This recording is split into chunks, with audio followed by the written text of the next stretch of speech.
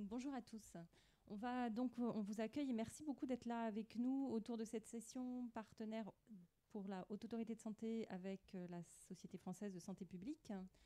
Cette session donc, va parler d'engagement dans le champ de la santé au sens très large, c'est-à-dire aussi bien le champ sanitaire, mais social et médico-social également. Cette table ronde devait être animée par Christian Saout. Alors, il est très difficile pour moi de remplacer Christian Saout parce que je ne suis pas Christian Saout, mais je vais essayer d'assumer sa fonction le mieux possible. Il vous prie de l'excuser. Il a un souci personnel qui l'a empêché d'être avec nous aujourd'hui. Moi, je suis Joëlle André Vert. Je suis chef du service engagement des usagers à la Haute Autorité de Santé. Et donc, on va animer cette session pour vous présenter les quelques points clés de la recommandation que la Haute Autorité de Santé a publiée en septembre 2020 qui s'intitule « Soutenir et encourager l'engagement des usagers dans les champs sanitaires, social et médico-social ».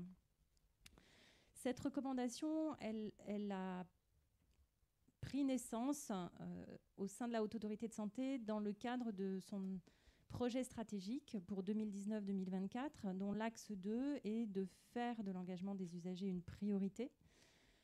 Et donc, elle s'est inscrite assez naturellement dans ce projet stratégique, aux côtés d'autres actions de la Haute Autorité de Santé, de créer un service pour développer cet engagement au sein de la Haute Autorité de Santé et essayer de soutenir quelques actions comme celle d'aujourd'hui. Un conseil pour l'engagement des usagers au sein de la Haute Autorité de Santé et puis un certain nombre de projets qu'on va essayer de mener sur les années à venir. Le contexte global, c'est un contexte de souhait d'articuler les politiques qui ont vu le jour suite au mouvement militant des années 80, avec il y a 20 ans, ou presque 20 ans maintenant, les lois de 2002, autant dans le champ sanitaire que dans le champ médico-social, avec la question de la représentation des usagers. Et aujourd'hui, on souhaite l'articuler avec la participation des usagers dans le champ, en tout cas dans le champ médico-social. C'est quelque chose qui est très fort depuis de très nombreuses années et qu'on intitule peut-être plutôt participation, en vue de permettre aux personnes une plus grande insertion, inclusion dans la société, une plus grande capacité d'autonomie et puis une plus grande émancipation. Dans le champ sanitaire, c'est des pratiques qui sont plus développées aujourd'hui dans le monde anglo-saxon, mais pas seulement, et peut-être que c'est surtout parce que dans le monde francophone, on le fait moins connaître. Et donc aujourd'hui, on va essayer de vous illustrer la recommandation d'une part en vous donnant quelques éléments théoriques que Maryse Carrère va vous présenter, et puis des illustrations avec l'ensemble des intervenants que je vais donc vous présenter. Donc, tout d'abord, je vais présenter Marie Citrini et Pascal Jarnot. Tous deux ont co-présidé le groupe de travail qui a élaboré la recommandation. Marie Citrini est représentante des usagers à l'assistante publique des hôpitaux de Paris. Elle est membre active de la Ligue contre l'obésité. Et elle est aujourd'hui quelqu'un qui, enfin aujourd'hui non, pas aujourd'hui, depuis de très très très nombreuses années, elle milite pour un partenariat effectif entre les usagers et les professionnels. Et c'est la raison pour laquelle, effectivement, on est venu lui proposer de co-présider ce groupe avec Pascal Jarnot, qui lui, côté professionnel, est très engagé depuis de très nombreuses années sur le partenariat entre les professionnels de santé et les usagers. Et Pascal Jarnot est donc médecin de santé publique. Il travaille au CHU, donc Centre hospitalier universitaire Pontchaillou de Rennes. Et il travaille également dans la structure régionale d'appui à la qualité et à la sécurité des soins, le CAPS de Bretagne. On a également autour de la table Lise Molimar. Lise a été membre du groupe de travail sur cette recommandation. Elle était à l'époque présidente de l'association On est là, dont elle est toujours membre, et elle travaille aujourd'hui pour un site de recherche intégré sur le cancer qui est en lien avec l'Institut national du cancer, donc sur Bordeaux, où elle est chargée de la communication et de l'implication des patients dans ces différents travaux de recherche. Nous avons également à ses côtés Alexia Zucchello, qui est doctorante en santé publique, qui travaille qui fait sa thèse au niveau de l'université Sorbonne Paris-Nord, dans la chaire de recherche sur l'engagement des patients, qui est une chaire qui s'est créée il y a une petite année. Et puis enfin, à ma droite, Luigi Flora, qui est patient-chercheur, un chercheur en sciences humaines et sociales. Il est principalement co-directeur patient en tandem avec un co-directeur médecin du Centre d'innovation du partenariat avec les patients et le public à la faculté de médecine de l'Université de Côte d'Azur. Et tout à ma droite, donc Maryse Carrère, qui est une des collaboratrices de la Haute Autorité de Santé avec laquelle je travaille au quotidien et qui va donc vous présenter les premiers éléments de cette recommandation. Alors peut-être en attendant qu'elle s'installe, vous indiquer qu'on a réalisé cette recommandation en essayant de nous appliquer à nous-mêmes ce qui nous semblait important, c'est-à-dire un groupe qui était paritaire avec autant d'usagers que de professionnels, des usagers dans un nombre équivalent du champ social, sanitaire et médico-social et des professionnels en regard, et que nous avons eu l'attention, si nous n'avons pas toujours réussi, en tout cas nous avons vraiment soutenu une attention importante pour qu'il y ait un poids équivalent de toutes les prises de parole, quelle que soit la perspective qui était portée par les différentes personnes de ce groupe. Voilà, Maryse, je te laisse la parole. Oui, quelques diapositives que je souhaitais vous partager avec vous au sujet de ce que c'est que l'engagement et de quoi on parle en matière d'engagement. En tout cas, dans ce groupe de travail et pour la rédaction de la recommandation, soutenir et encourager l'engagement des usagers dans les 3 secteurs. Alors, de quoi parle-t-on? L'engagement, c'est un investissement, c'est une mobilisation volontaire, une contribution. Ça se traduit sur le terrain par des actions très concrètes. Elles vont être largement illustrées au cours de cette table ronde. Donc, des actions concrètes de collaboration entre, on va dire, usagers, mais ce peut être des patients, des personnes accompagnées, des habitants, des citoyens, avec des professionnels. Et cette collaboration peut aller jusqu'au partenariat. Et ces collaborations ont lieu soit dans des établissements de santé, mais aussi médico-sociaux, dans les services. Ce peut être dans des quartiers, à domicile ou dans les quartiers prioritaires politiques de la ville. Alors, l'engagement repose sur 3 principes fondamentaux. On a toute une partie dans la recommandation qui parle des valeurs et des principes de l'engagement, en tout cas les valeurs et les principes que le groupe de travail a souhaité mettre en avant. Et là, j'en partage 3 avec vous. Donc, premier principe fondateur, la conviction que ceux qui sont touchés par une décision ont le droit de participer au processus de prise de décision et que c'est légitime. Deuxième principe fondateur, la reconnaissance du savoir d'expérience et son élévation au niveau d'expertise. On parle d'expertise du vécu et que cette expertise du vécu, elle est complémentaire des savoirs académiques. Troisième principe fondateur de l'engagement, le partage du pouvoir qui peut aller donc, comme on l'a dit, jusqu'au partenariat et la reconnaissance d'égal à égal qui peut aller jusqu'à considérer une personne usagère comme membre à part entière d'une équipe de soins par exemple. La finalité, qu'est-ce que c'est que la finalité de l'engagement? Au travers de ces différents éléments, on approche un petit peu de la question de c'est quoi l'engagement finalement? C'est un concept qui n'est pas si facile à définir que ça. Alors, une des finalités, c'est d'améliorer les pratiques de soins et les pratiques d'accompagnement parce qu'en intégrant les perspectives, les expériences et les savoirs des personnes soignées ou accompagnées, en co-construisant des axes d'amélioration avec elles, on prend des décisions qui sont plus ajustées aux besoins, plus adaptées, plus efficaces, plus adéquates. Donc, on est meilleur. Et puis, la finalité de l'engagement, c'est aussi développer l'autonomie des personnes et leur capacité d'agir ou pouvoir d'agir qui est proche du concept d'empowerment. Donc l'empowerment est souvent cité dans la littérature comme étant un résultat de l'engagement. Et donc j'ai mis ici une définition d'empowerment qui est la suivante. L'empowerment, c'est le processus dans lequel les individus et les groupes agissent pour gagner la maîtrise de leur vie et donc pour acquérir un plus grand contrôle sur les décisions et les actions qui affectent leur santé. C'est l'empowerment en santé, pardon, j'ai oublié de préciser. Cela renforce l'estime de soi, le sens critique, les capacités de prise de décision et les capacités d'action. Et ça, l'engagement aboutit, un meilleur engagement, un plus grand engagement des personnes aboutit au développement des capacités de prise de décision, des capacités d'action, du sens critique, etc. Et donc ces deux concepts d'engagement et d'empowerment sont très liés et sont à la fois des moyens et des finalités.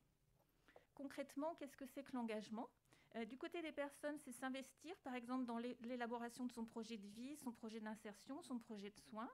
C'est aussi, pourquoi pas, s'informer ou se former pour gagner en autonomie. C'est prendre position, faire des choix, prendre des décisions qui la concernent ou concernent son proche. C'est faire valoir ses préférences, ses perspectives et ses valeurs. Qu'est-ce que c'est quand une personne s'engage pour les autres ? Eh bien, c'est transmettre et partager son expérience et ses connaissances et apporter aussi un soutien émotionnel. C'est tout ce que l'on connaît autour de l'autosupport, du soutien par les pairs, de la paire-aidance. Et puis, s'engager, c'est aussi contribuer, par exemple, à des groupes de travail, des enquêtes de satisfaction, des projets d'amélioration des pratiques et des organisations. C'est aussi contribuer à des actions de formation, à des projets de recherche ou à des concertations publiques, par exemple. Pour les professionnels, qu'est-ce que c'est concrètement que l'engagement ? C'est des efforts d'explicitation pour mettre à disposition des informations accessibles à tous. C'est des temps consacrés, du temps de délibération, de concertation avec les personnes et le respect des décisions qui sont prises. C'est l'exploitation de tous les outils de recueil des avis, du recueil d'expériences, des attentes, des aspirations et de la satisfaction et aussi des réclamations des usagers. Et puis, c'est par exemple aussi l'ouverture systématique aux personnes concernées des projets d'amélioration des pratiques, des projets d'évaluation des structures, des projets de formation, des projets de recherche, etc. Et pour les décideurs, parce qu'il faut aussi que les gestionnaires, les décideurs soient partie prenante dans l'engagement, mais de leur côté, c'est un soutien institutionnel, ce sont des moyens humains et des moyens matériels qui sont alloués à l'engagement pour que ça fonctionne. Et avec le groupe de travail, je vous présente ici la définition de l'engagement à laquelle nous avons abouti au cours de nos réflexions. Donc, pour le groupe de travail, l'engagement, c'est dans les secteurs social, médico-social et sanitaire. L'engagement des personnes concernées désigne toute forme d'action, individuelle ou collective, au bénéfice de leur santé, bien-être ou qualité de vie, donc le terme santé au sens large, ou bien au bénéfice de leur pairs. Cet engagement nécessite en regard l'engagement des professionnels et des décideurs, afin que l'expérience, les besoins, les préférences des personnes concernées soient prises en compte, tant dans le soin que l'accompagnement social ou médico-social, ou dans l'amélioration des pratiques et des organisations, ainsi que dans l'enseignement et la recherche. Cet engagement conjoint concourt à un meilleur service rendu aux personnes concernées et à l'augmentation de leur pouvoir d'agir. Donc on a proposé cette définition, mais on a proposé aussi tout un glossaire de termes et de concepts qui entourent la question de l'engagement. Je crois que Marie développe un petit peu à partir de ça. Bonjour à tous. Effectivement, on a fait un glossaire parce que dans le groupe de travail, comme le disait Joël, très paritaire, et même paritaire homme-femme, on a même réussi ce pari absolu. Et même entre jeunes et vieux, on a essayé d'être complet, jeunes et vieux. On a essayé d'être complet. On s'est très vite aperçu qu'en fait, autour d'un même mot, on n'avait pas la même définition selon d'où nous parlions. Du professionnel de santé et parfois aussi entre le médecin, la cadre, le professionnel médico-social, le professionnel social, et puis nous, entre nous, usagers du monde sanitaire, nous, personnes concernées dans le monde médico-social ou social, nous n'avions pas la même définition et pourtant nous utilisions le même mot. Donc on s'est très vite dit qu'on n'allait pas pouvoir être très stable dans nos échanges. Et donc avec l'aide de Maryse, qui a été se fourvoyer dans tous les dictionnaires et les glossaires possibles et inimaginables, on lui a fait une liste de mots pour lesquels on souhaitait avoir une définition ou des définitions. On ne les a pas réécrites, on les a prises telles quelles et on a conjointement, dans tout le groupe, accepté un certain nombre de définitions sur lesquelles on s'est appuyé aussi pour éclaircir un petit peu le vocabulaire de la recommandation. Et en fait, on s'est très vite aperçu que dès qu'on avait fait ce travail-là, dans nos échanges, dans le groupe de travail, ça devenait plus facile parce que la première chose pour être un bon partenaire, c'est de partager un langage commun. Et ça nous a facilité grandement les groupes de travail successifs qui ont eu lieu après le glossaire. Merci beaucoup Maryse et Marie pour ces premiers éléments. Alors peut-être que je peux vous donner un tout petit peu l'idée de comment on a construit cette table ronde. Donc on est parti d'un certain nombre de questions. On va les uns après les autres vous présenter des expériences. Donc Maryse restera plutôt sur le texte de la recommandation. Comme vous l'avez compris, c'est une recommandation qui est à côté de laquelle il existe d'autres documents. Donc c'est un document, la recommandation en elle-même fait 8 pages. Mais il y a un glossaire et on verra tout à l'heure qu'il y a aussi des enquêtes de pratique qui ont été faites.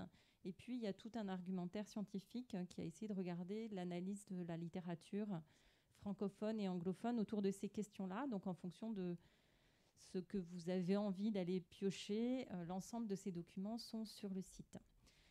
Voilà, donc maintenant, ce que je vous propose, c'est déjà de voir un peu des expériences concrètes que les uns et les autres vont présenter. Puis on fera une pause, je crois que c'est important qu'on le dise, on fera une pause vers 17h, 17h10 pour vous laisser la parole et poser des questions. Et puis on reprendra un deuxième temps après pour continuer ces présentations. Et on l'espère, si vous restez nombreux jusqu'à la fin avec nous, on espère avoir au moins 20 minutes de questions à la fin, d'échanges directs avec vous, avec la salle. Donc maintenant, ce que je propose, c'est à Lise, puis à Pascal, de nous dire concrètement pour vous, qu'est-ce que c'est que l'engagement des usagers, des personnes concernées, comment ça se traduit au quotidien pour vous? Merci Joël. Donc moi c'est Lise, donc j'ai eu un cancer, enfin 2 cancers à 19 et 21 ans. Et très rapidement, en fait, j'ai souhaité m'engager. Au départ, je pensais pour aider les autres, parce que comme l'a dit très bien Marie, en fait, quand on ne parle pas le même langage avec l'équipe soignante, avec tout le monde qui nous entoure, on a beaucoup de mal à comprendre ce qui se passe et à être en capacité de justement faire du partenariat avec l'équipe de soins et à s'engager pour nous-mêmes. Et donc, j'ai rapidement voulu m'engager donc, dans le milieu associatif, donc pour l'association On est là, dont a parlé Joël au début, qui est une association pour les adolescents, jeunes adultes atteints de cancer, pour justement partager mon expérience, aider, accompagner les autres jeunes qui traversaient la maladie, finalement être là pour eux, alors que moi j'avais été un peu seule durant tout mon parcours. Et finalement, je me suis rendu compte que ça m'apportait énormément beaucoup. Enfin, ça m'apportait beaucoup. Et que finalement, si je m'engageais, c'était aussi pour moi et pas que pour les autres. Et de fil en aiguille, j'ai commencé un peu à prendre la parole, donc au nom de l'association, mais aussi à titre personnel, dans les congrès, les colloques, à droite à gauche, dans des formations, mais plutôt sur un format de témoignage pour raconter de mon expérience, de comment j'avais vécu la maladie, de ce que j'en avais retiré, ce que j'aime encore aujourd'hui beaucoup faire parce que j'interviens régulièrement auprès des externes ou des internes dans le milieu de la cancérologie. Et j'aime beaucoup ça parce qu'en fait, on a quasiment le même âge, donc la partie questions-réponses est super vivante, ils n'hésitent pas à me poser plein de questions. Et je pense vraiment que le dialogue pair à pair, comme ce que je faisais dans l'association avec les jeunes, où finalement le dialogue pair à pair passait très bien parce qu'on était des jeunes malades qui parlaient aux nouveaux jeunes malades. Là, je pense qu'avec les jeunes étudiants, le dialogue passe très bien aussi parce que finalement, on a un peu le même langage, même si eux, ils sont médecins et moi, je ne suis pas médecin. On se rejoint sur des problématiques communes et ils se disent que voilà, je suis passée par là, voilà pourquoi je pense ça. Enfin, c'est beaucoup plus facile pour eux de se projeter et peut-être d'imaginer ce que c'est que la vie avec la maladie quand ils peuvent un peu s'identifier à moi. Et de fil en aiguille, j'ai voulu aussi après ne plus seulement m'engager à mon titre personnel et en tant que témoin, mais vraiment pour les autres et avec les autres en même temps, dans différents groupes de travail, donc notamment beaucoup sur la prise en charge des adolescents jeunes adultes, parce que c'est un peu ma particularité. Et donc je participe notamment à la création de formations pour prendre en charge les AJA, comme on les appelle, dans les services de soins, mais aussi sur la démocratie sanitaire, sur le partenariat patient, dans le milieu de la recherche, parce que je vais vous en parler, mais maintenant je bosse dans ce milieu-là. Et puis, dans le groupe de travail donc, de la haute autorité, c'était quelque chose de vraiment passionnant de pouvoir confronter vraiment entre usagers et professionnels nos visions des choses. Et puis, ces deux mondes qui finalement ont peu de raisons de vraiment parler librement. Et moi, je dis toujours que la recommandation, elle est ce qu'elle est aujourd'hui, mais ce qui m'intéresse vraiment, c'est la méthode, comment on l'a faite, comment on l'a construite, parce que c'était vraiment une mise en abîme de la recommandation. que celle qu'on a faite ensemble et comment on a travaillé, nous, 18, donc 9 usagers, 9 pros, comment on a réussi à travailler ensemble et à s'engager, nous, usagers, dans quelque chose de très professionnel, de très... Voilà, quelque chose... Moi, j'ai 25 ans, c'était la première fois que je participais à ce genre de choses. C'était la classe, ouais. Moi, je comprenais pas tout au début, je vous avoue, avant le glossaire, c'était très très compliqué. Mais justement, c'est intéressant d'en tirer un peu des expériences sur ce qui a le plus ou moins bien marché, de nous mettre tous en commun autour de la table. Et je pense que témoigner de comment on a fait ce travail, c'est très très intéressant. Et après, j'ai décidé de plus seulement participer et m'engager avec les autres, mais aussi de m'intéresser à comment moi je pouvais engager les autres. Donc ça a été d'abord, encore une fois, dans le milieu associatif, quand j'ai pris la présidence de l'association. Donc comment est-ce que moi, en tant que présidente d'asso, je donne envie aux autres de s'engager à titre perso, mais aussi au nom de l'association. Et puis enfin, à force de rouler ma bosse dans les congrès, colloques divers et variés, groupes de travail, j'ai été embauchée en tant que chargée de communication et d'implication des patients pour le site de recherche intégrée sur le cancer de Bordeaux. Et là, au sein de cette équipe, je travaille notamment à comment est-ce qu'on peut impliquer davantage les patients dans le milieu de la recherche. Mais pas seulement, le but pour nous, c'est pas de mettre un patient dans les projets de recherche comme ça, c'est vraiment de réfléchir pourquoi on le fait, avec quels patients, dans quels objectifs, et de laquelle manière la plus intelligente pour que tout le monde s'y retrouve, à la fois les patients, parce que moi je l'ai vécu, être une patiente envoyée comme ça dans un groupe de travail qui ne sait pas ce qu'elle fait là, pourquoi elle est là et à quoi ça sert, à part être là justement, finalement c'est très frustrant en fait, et on se désengage très rapidement parce qu'on n'y voit pas d'intérêt. Donc pour nous c'est très important de définir les objectifs de pourquoi on met des patients dans ces projets de recherche, mais aussi pour les chercheurs, parce que pour eux, travailler avec des patients, c'est un peu tout nouveau. Et donc, il faut réussir à trouver quelle est pour eux, démontrer la plus-value d'intégrer des patients dans ces projets de recherche. Et donc, on se pose constamment des questions sur comment le faire et comment bien le faire. Voilà quelques exemples de mon engagement. Merci. Pascal, est-ce que toi, tu veux nous faire part de tes expériences, notamment dans le champ hospitalier, probablement, mais peut-être pas que? Ouais, avec plaisir. Merci Elise. Déjà, ça fait plaisir de se retrouver là, parce que c'est vrai qu'on a passé, je ne sais plus, 2 ans ensemble sur la rédaction de la recommandation, un certain nombre de réunions et d'échanges entre les réunions. Vous imaginez bien, donc c'était. Et on l'a fini en Zoom malheureusement, parce que effectivement la dernière réunion, je pense qu'on l'a fait la veille du confinement ou l'avant-veille du confinement. Enfin, donc effectivement, moi je suis vraiment content. Et puis c'est vrai qu'on va se retrouver. Je vois il y a des personnes dans la salle. On va se retrouver en novembre pour faire un point effectivement sur cette reco. Comme tu parles de ton engagement personnel, je vais juste dire un petit mot, moi, un peu comment je suis venu à m'intéresser à ça. Effectivement, moi, j'ai fait un internat de santé publique et c'est un petit clin d'œil à Christophe qui est dans la salle, mais ça date des années 90 parce que je pense qu'un des premiers travaux que j'ai fait, un des premiers articles que j'ai fait, c'est effectivement sur les ordonnances de 95. Alors ça, je ne pense pas que ça parle à tout le monde, mais voilà, c'est la création des conférences régionales de santé. Et c'est vrai que tout de suite, on s'est dit, ouais, qu'est-ce que c'est que ce truc ? Et voilà, ça part de là. Donc tu avais raison, Joël. En fait, ça remonte un petit peu. Et ce qui a été présenté sur la reco, moi je vais dire l'engagement des usagers, c'est vraiment ça. C'est cette idée de... On en parlait juste avant, là. Moi, de plus en plus, j'essaye d'affiner ce que je raconte. Et je me dis, s'il y a un mot à retenir sur l'engagement des usagers, c'est de faire avec, en fait, quoi. C'est ce fameux... je crois que c'est Mandela qui a dit ça, hein, on fait rien sans nous... on fait rien sur nous sans nous, en fait. Sinon, on va pas jusque-là, nous. Hein. Sinon, c'est contre nous, mais on va pas jusque-là. Hein. En tout cas, notamment quand on parle avec des professionnels. Mais c'est bien cette idée. Pour moi, l'engagement des usagers, en tant que professionnel, c'est ça. C'est l'idée de faire avec. Et puis, comme on y reviendra derrière, c'est aussi très important pour les professionnels. Enfin, moi, pour bosser avec des professionnels de santé depuis un petit moment maintenant, c'est un renforcement du sens de ce qu'on fait, en fait. Donc l'engagement des usagers, c'est pas que pour les usagers, en gros, quoi. Donc comment ça se traduit pour moi concrètement, parce que c'est ça aussi la question, hein, j'essaie de faire attention au temps. La matérialisation, c'est vraiment ce qu'on a essayé de faire dans la rédaction de cette reco, c'est de créer des espaces déjà, où usagers et professionnels vont travailler ensemble. Alors il y a des mots pour ça, il y a un concept de communauté de pratique en fait. Donc d'être ensemble à parité, hein, le point de départ, ça part de là, c'est ce fameux usager alibi qui est de dire on en invite un à une réunion. Donc voilà, donc c'est vraiment de dépasser ça, c'est vraiment de communauté de pratique avec l'idée derrière de se connaître, de se reconnaître et d'apprendre à travailler ensemble. Et ça prend du temps. Donc voilà, on se réunit, on a cet espace où on va échanger. Alors ça ne veut pas dire qu'on fait que se réunir et que échanger. Et derrière, on va avoir des sous-groupes de travail qui vont se créer pour travailler sur une journée, pour travailler sur une formation, pour travailler sur une évaluation de pratique, etc.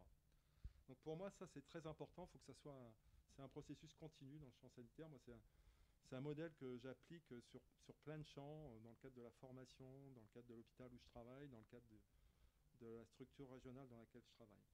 Pour donner 2-3 exemples, en fait, sur, on va dire, soins et accompagnement, si on reprend le modèle, je ne vais pas dire breton, c'est de Montréal, hein, je crois, en fait.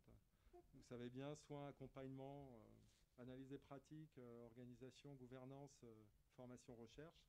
Donc sur soins, accompagnement, dans une de ces communautés de pratique, en fait, qui mixait formation et analyse des pratiques, en fait, il y a quelque chose qui a émergé, c'est que l'éducation thérapeutique, elle correspondait pas aux besoins des personnes qui suivaient les séances d'éducation thérapeutique.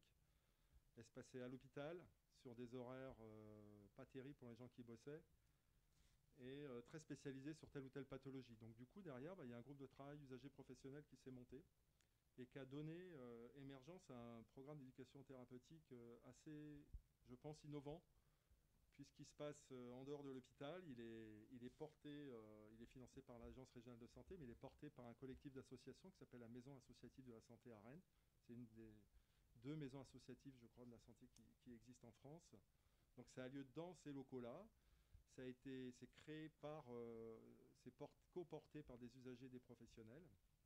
Et le programme, en fait, il a lieu, donc les séances ont lieu sur des horaires où tout le monde peut venir, donc ça peut être soit le soir, soit le samedi matin, donc c'est en dehors de l'hôpital, et c'est absolument pas un programme d'éducation thérapeutique spécialisé sur le diabète, sur une pathologie rhumatologique.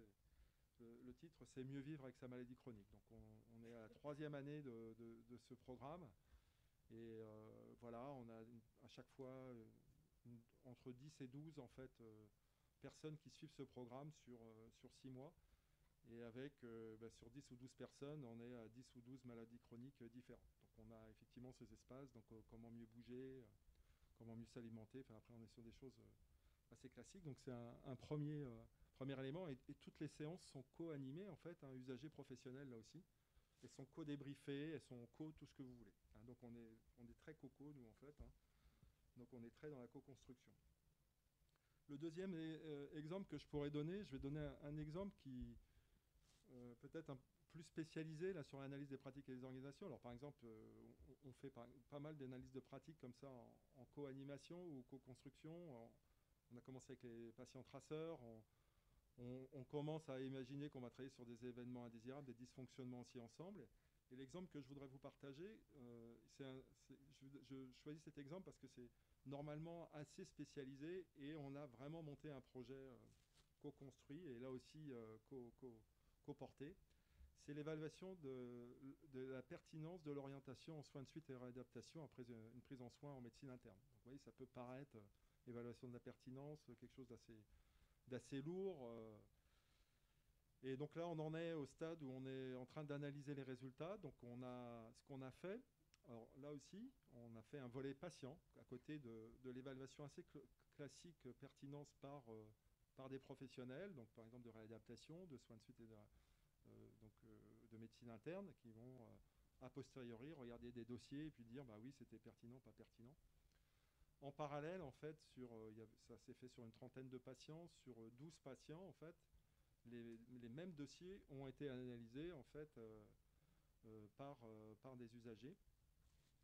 On a mené des entretiens en parallèle de ces revues de dossiers, donc en usagers professionnels, un peu sur le modèle patient-traceur. On a été rencontrer les usagers à leur domicile et on a été les interroger sur leur vécu et comment ils avaient trouvé en fait ce séjour en réadaptation. La grille, alors je suis allé un peu vite, mais les objectifs et la grille avaient été là aussi co-construits en fait avec ces groupes d'usagers.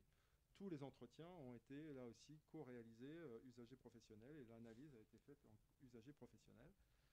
Et on vient de confronter les résultats en fait usagers professionnels. Et juste pour vous dire que sur la douzaine, il y en avait 5 qui étaient divergents.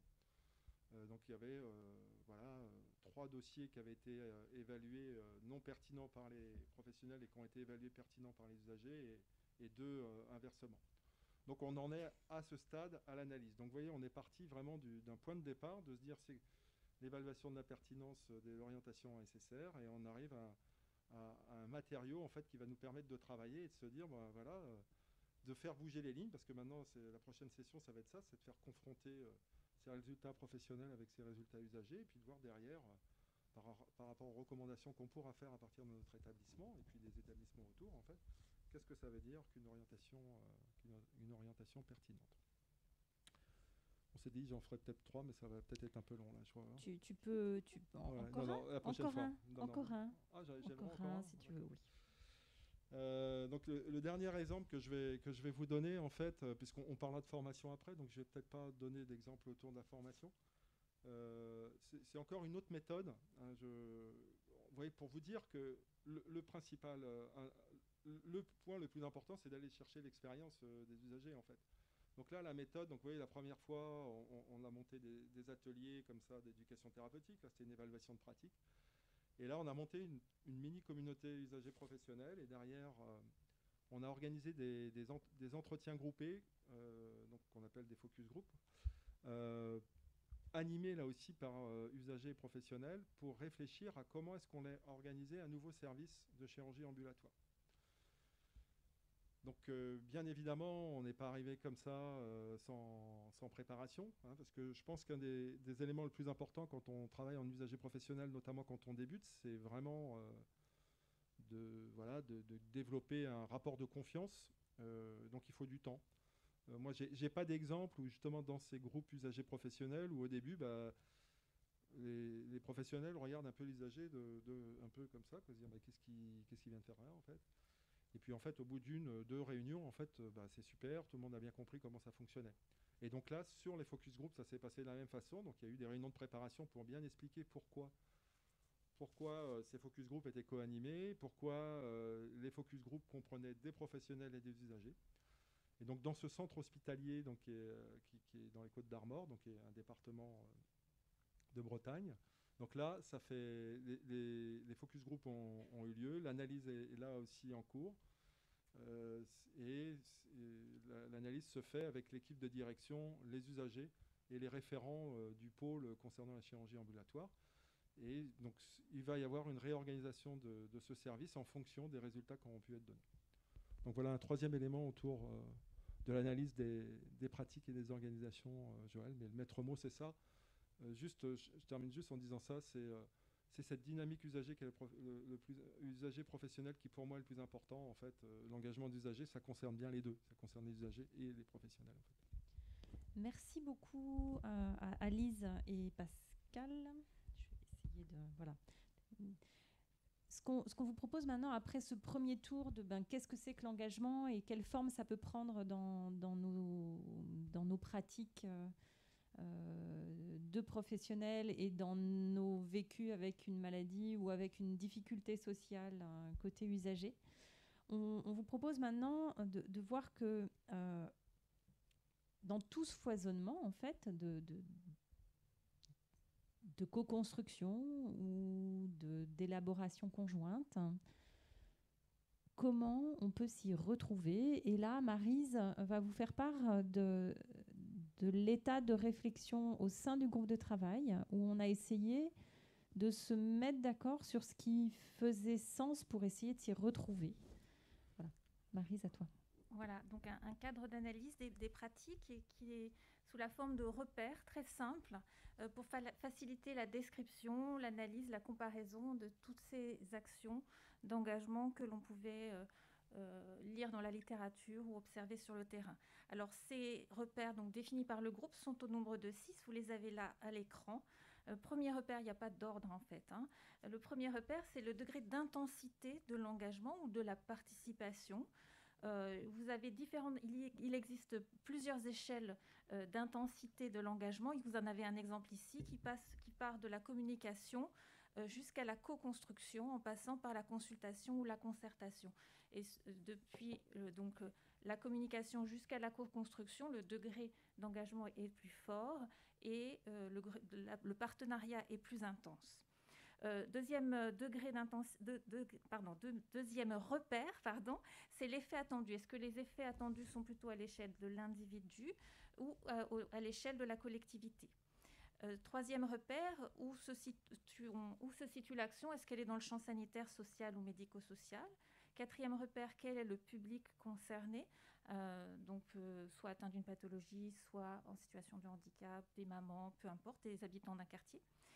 L'activité concernée est le cinquième repère. Et puis ensuite, est-ce qu'on se situe dans le réel ou le virtuel, sachant qu'il y a beaucoup d'activités d'engagement qui se passent sur les réseaux sociaux aujourd'hui. Donc c'est ce qui est considéré par virtuel.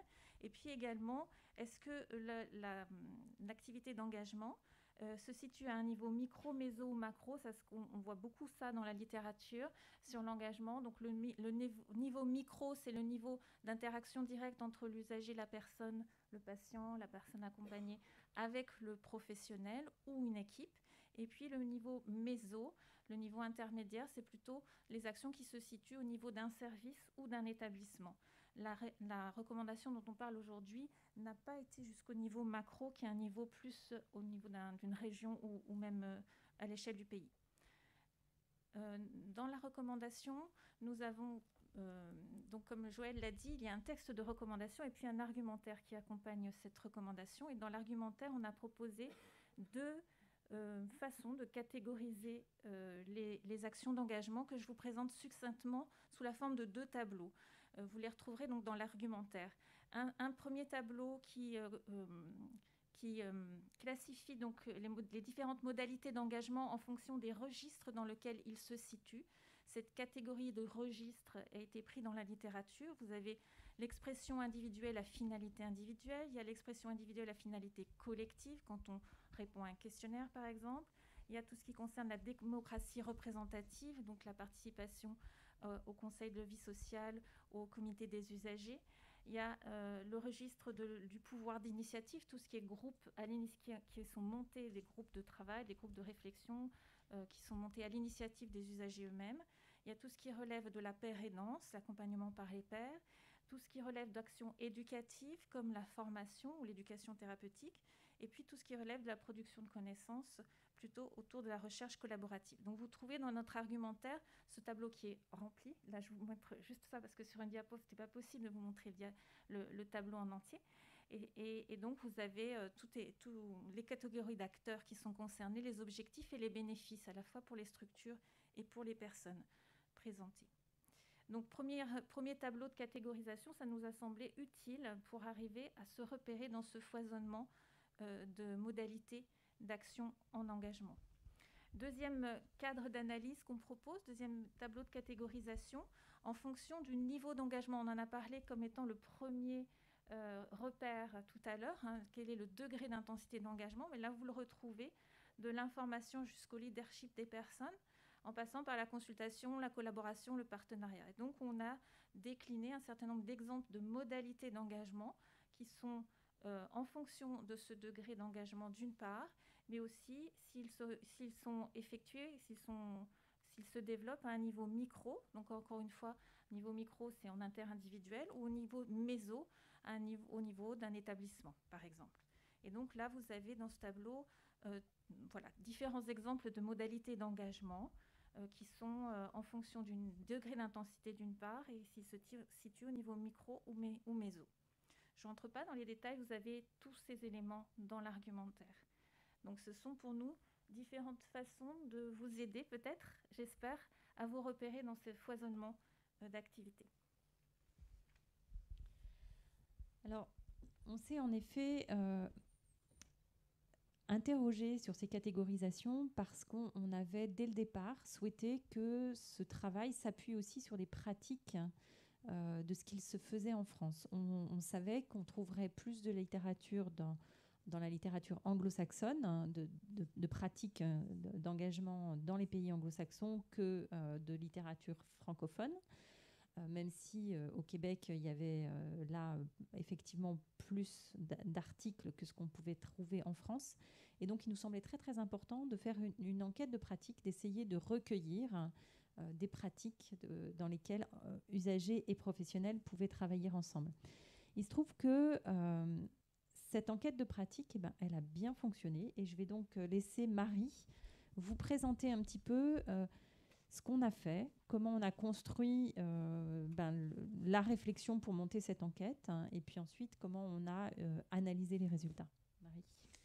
Oui, cette enquête, elle a très très bien fonctionné. Donc on pouvait se connecter sur le site de la Haute Autorité et remplir le questionnaire que nous proposions et que nous avions travaillé conjointement, Pascal, moi-même et Joël, Maryse n'étant pas encore présente à ce moment-là pour le mettre en ligne. On a eu plein d'envois. Alors certains étaient un peu à côté, posaient plus des questions, on avait utilisé le formulaire pour poser une question. J'avais eu une question, je me rappelle, sur comment on devient représentant des usagers. On ne pouvait pas trop lui répondre parce que ce n'était pas l'objectif. En tout cas, on a sorti un peu plus de 150, 156, me semble-t-il, initiatives ou actions dans lesquelles, à un moment donné, le partenariat s'était créé entre usagers ou personnes concernées et les équipes de professionnels, qu'ils viennent du sanitaire, du médico-social et du social. Une fois qu'on a eu fait ce travail-là, on s'est dit avec Pascal, cool, on va donner du travail au groupe de travail, parce qu'on ne voulait pas vraiment prendre la décision tout seul d'un certain nombre de choses.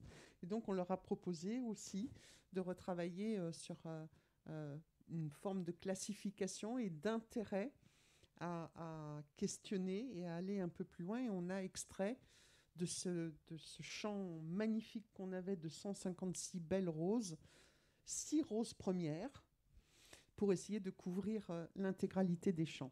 Entre le moment où il y a le questionnaire mis en ligne et le moment où le groupe dit on va sélectionner ces 6-là, s'est écoulé 8 mois.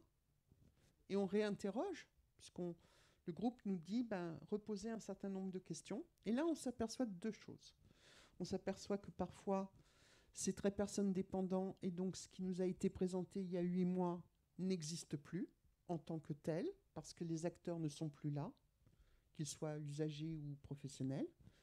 Parfois, on s'aperçoit, je pense à Marseille et à la maison de répit pour les personnes atteintes de troubles psychiques, qu'au-delà de celui du chef de projet qui avait envoyé le projet, eh bien ça perdure. Et je tombe sur de nouveaux acteurs, mais qui continuent et qui sont capables d'expliquer le projet. Et donc on s'est appuyé énormément dans notre réflexion collective autour de ces projets-là et de nos expériences personnelles pour pouvoir co-construire et coproduire des exemples et des catégorisations que Maryse vous a présentées, qui peuvent répondre le plus largement possible aux besoins qu'on a aujourd'hui. Merci beaucoup Marie. Alors on va passer à une phase un petit peu suivante. C'est que là on vous avait présenté des projets donc, dans le champ associatif, dans le champ de la recherche, dans le champ sanitaire. Mais il y a aussi beaucoup de projets dans le champ de la formation qui existent. Et donc, ce que je vous propose maintenant, c'est de nous décrire un petit peu des engagements dans le champ de la formation. Et je vais donc passer la parole à Alexia Zucchello pour qu'elle puisse nous présenter ce qui est fait dans son équipe. Donc l'engagement des patients dans la formation, elle existe depuis longtemps parce que les patients ont repéré que c'était le lieu où ils pouvaient avoir accès aux professionnels pour changer les pratiques, mais c'était très personne dépendante et quand il y avait une personne qui ne pouvait plus, soit parce que il y avait un déménagement, quoi que ce soit, ces programmes s'arrêtaient. Donc c'était très ponctuel, c'était invisible et c'était pas dans les plaquettes de formation. L'institutionnalisation de l'engagement dans la formation a permis que ça soit inscrit dans les plaquettes et donc dans les formations. Et du coup, avant de présenter plus particulièrement ce qu'on fait au sein de l'Université Sorbonne Paris-Nord, j'aimerais rappeler quelques constats. C'est qu'actuellement, la formation a encore des difficultés à développer certaines compétences, à faire développer certaines compétences aux étudiants, notamment des savoir-être et des savoir-faire tels que l'empathie, qu'elle ne prépare pas donc les futurs professionnels aux situations complexes, qu'on peut déplorer un manque de mise en application du droit des malades, donc c'est-à-dire que les étudiants connaissent le droit des malades, mais ils ont une difficulté à le mettre en application, et qu'il existe encore des injustices épistémiques. Donc qu'est-ce que c'est ? Donc là, je vais utiliser les grands termes. Donc c'est des injustices testimoniales. Donc pour expliquer ça facilement, donc en fait, ce sont des préjugés comme quoi ce que les personnes vont dire n'ont pas de valeur, ou des injustices herméneutiques. Et là, c'est des injustices, c'est-à-dire c'est des préjugés que les personnes ne sont pas en mesure de comprendre des savoirs jugés complexes. Et du coup, ce qui empêche la personne de se poser en tant que sujet. Au sein du coup de l'Université Paris-Sorbonne Nord, il y a donc une expérience de Bobigny, qui comporte 2 programmes, le programme PEP13 et le programme EXPAM, qui veulent tenter de répondre à ces difficultés. Donc le premier, le programme PEP13, qui est au sein du département d'université de médecine générale. Là, les patients interviennent à l'ensemble des cours qui sont surtout des GPRIS, donc ce sont des groupes d'échange de pratiques réflexifs entre internes. C'est pas facile. Ah oui, c'est... Et ils participent aussi donc aux évaluations, aux jurys, et ils sont aussi donc co-directeurs des thèses. Donc ils sont vraiment et ils participent aussi aux commissions. Ils sont dans toutes les commissions du département de médecine générale.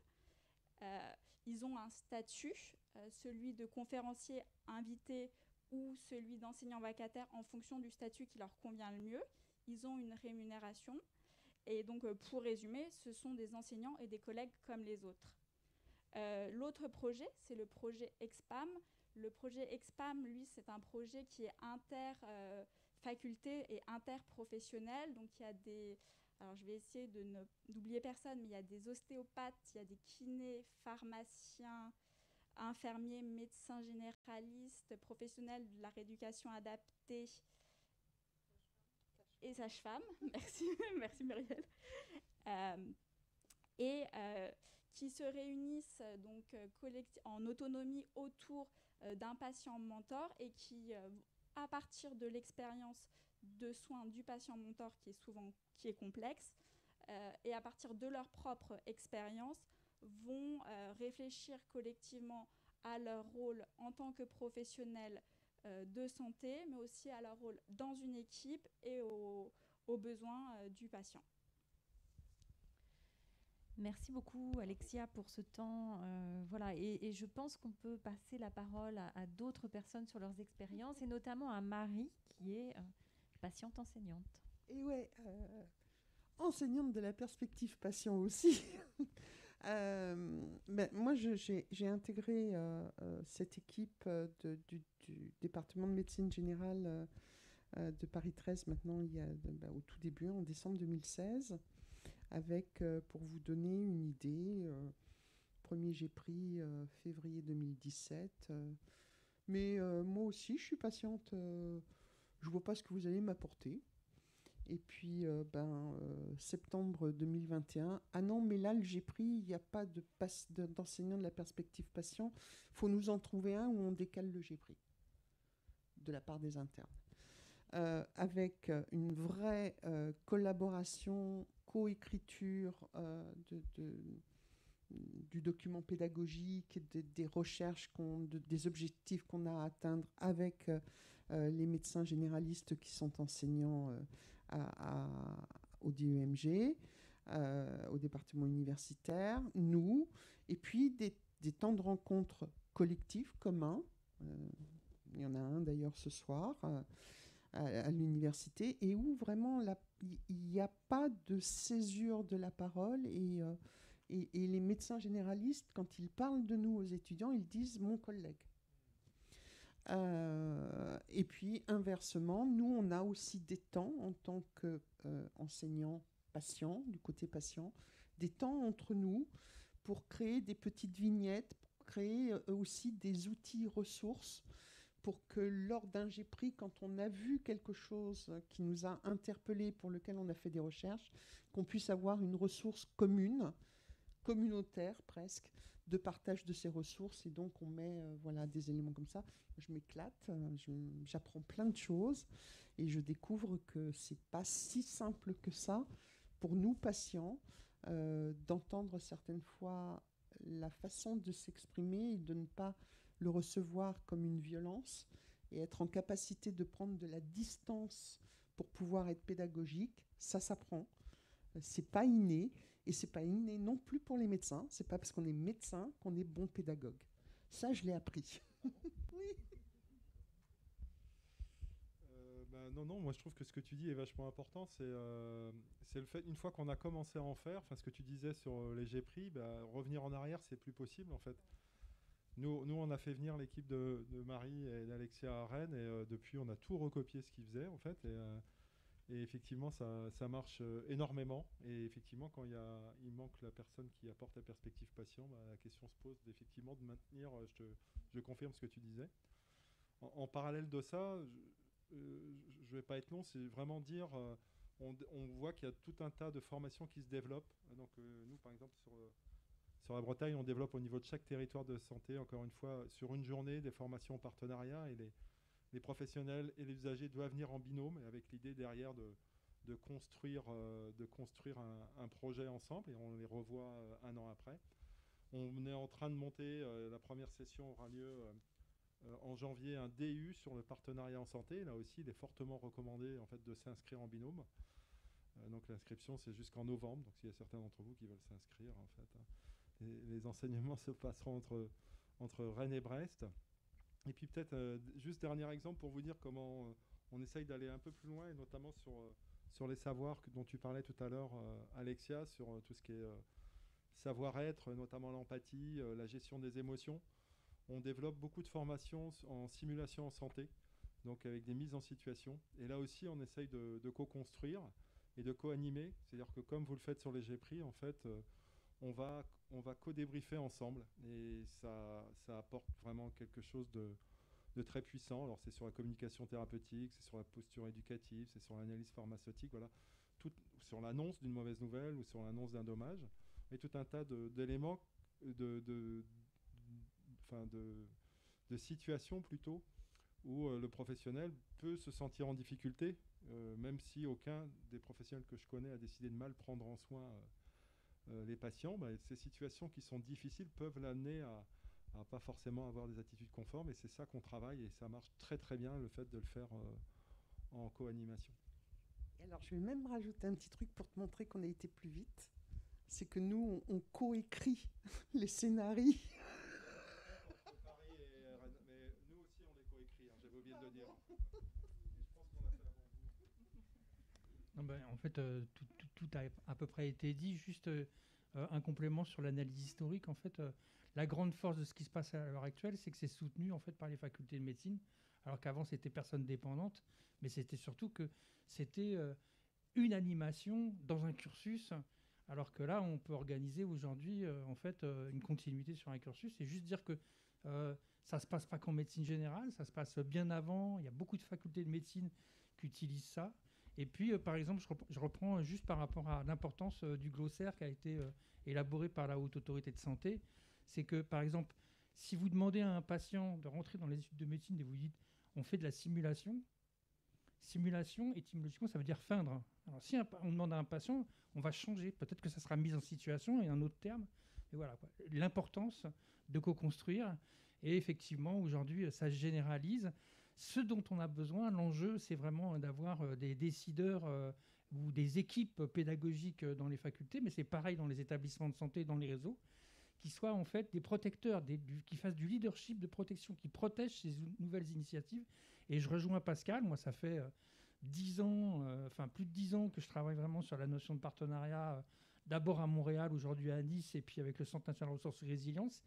Et il y a un point commun, c'est que ceux qui s'y mettent, les professionnels qui s'y mettent, ne peuvent pas revenir en arrière. Et ils le disent, ils se demandent même comment ils ont fait à faire différemment jusque-là. Merci beaucoup à tous. Alors, ce que je vous propose, c'est de prendre quelques questions. On va se donner 10 minutes de questions dans la salle et puis on reprendra ensuite sur les freins et les leviers de l'engagement. Qu'est-ce qui peut freiner les pratiques d'engagement? Qu'est-ce qui, au contraire, peut être des leviers? Et à nouveau, Maryse nous présentera quelques informations qui sont dans l'argumentaire ou dans la recommandation. Et puis, les membres autour de la table nous présenteront leurs expériences. Donc voilà, on est à votre écoute. Si vous avez des questions à poser aux intervenants, oui. Vous avez un micro si vous voulez, si vous pouvez vous y déplacer, sinon on tendra l'oreille. Oui, bonjour. François Tuffreau, La santé à voix haute, c'est une newsletter sur les politiques de santé. Alors à vous écouter, pour tout vous dire, je me demandais si j'étais pas sur une autre planète que vous.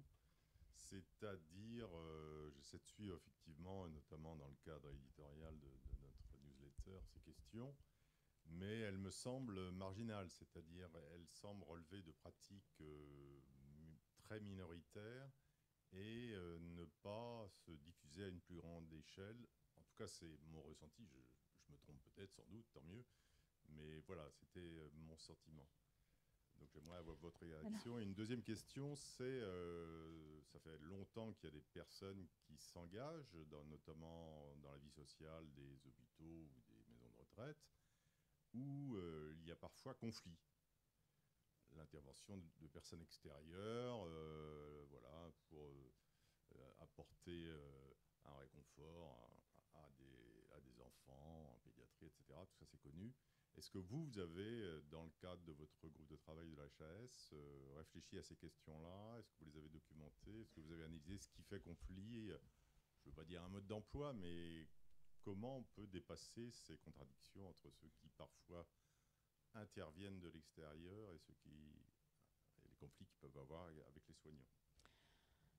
Alors, je vais peut-être garder un tout petit peu le micro. Je pense on est tous d'accord que c'est sur une nouvelle dynamique. Je pense qu'il y a des pratiques, comme je disais, qui sont ancrées quand même dans toute une histoire de militantisme associatif d'une part, et puis de représentation des usagers d'autre part, et puis de participation aujourd'hui. Et peut-être qu'il faudra 20 ans encore pour que ça soit diffusé plus largement. Je pense que la recommandation peut aider. C'est ce que Lise nous a dit tout à l'heure, c'est-à-dire qu'elle permet à ceux qui sont déjà engagés et qui se battent pour le faire, de le faire plus facilement, parce que la recommandation existe et que donc elle permet d'appuyer des projets. Donc ça, c'est sans doute, on espère en tout cas que ce sera un levier. Et sur la question des conflits, je pense qu'en tout cas, moi, ce que j'ai pu vivre au sein de la Haute Autorité de Santé en tant que chef de projet puis chef de service aujourd'hui, c'est qu'il y a des positions, des postures qui sont des postures différentes et qu'une même personne peut être militante à un moment et être dans le conflit, parce que sinon, sans conflit, ça ne bougera pas.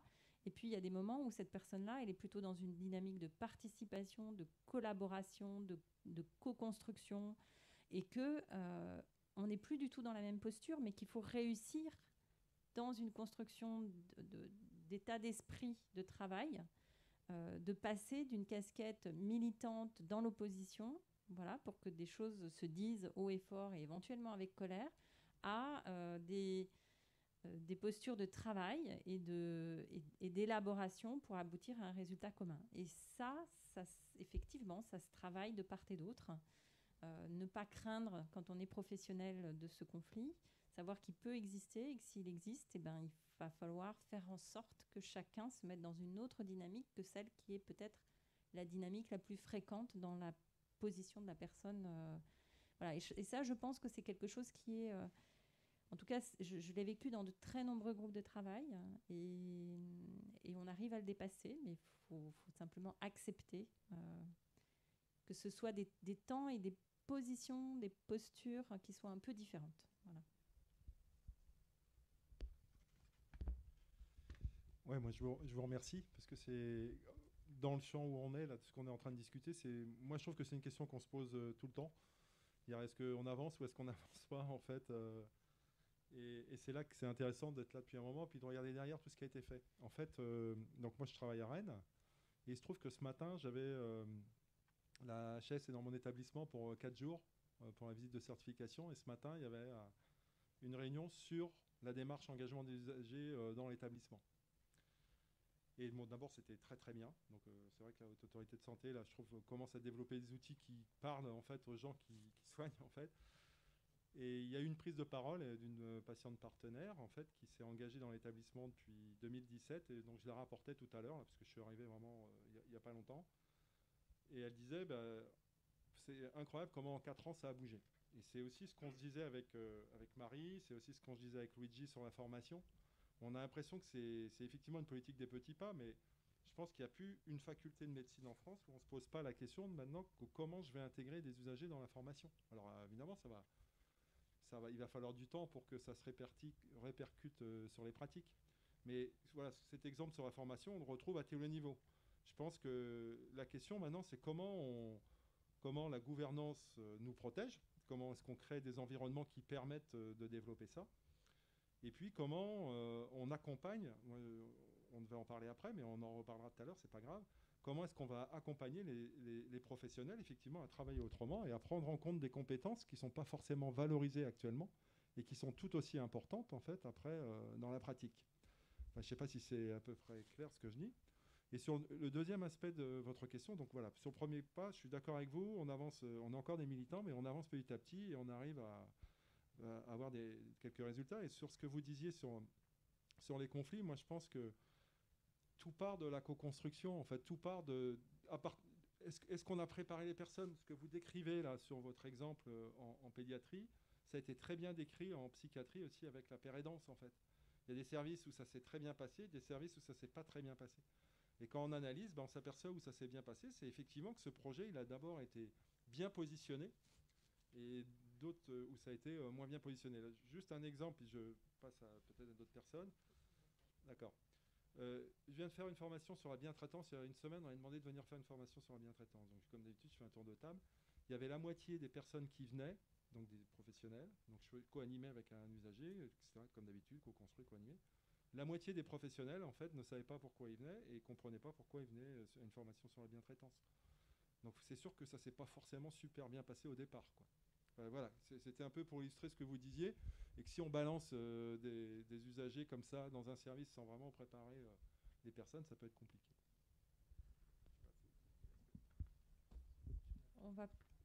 Oui, il y a 2 autres questions, 3 autres questions. Alors, on va donner... Voilà.